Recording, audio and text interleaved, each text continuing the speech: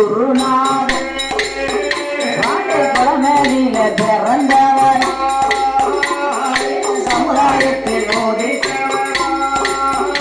அந்த ஸ்ரீராமன் திருக்கனை இந்த சின்னையெங்கும் படித்தவன் ராமாயண கதைகள் சொல்லி ராஜ்யத்தில் பேருவை இந்த சிவ எங்கும் பேருவை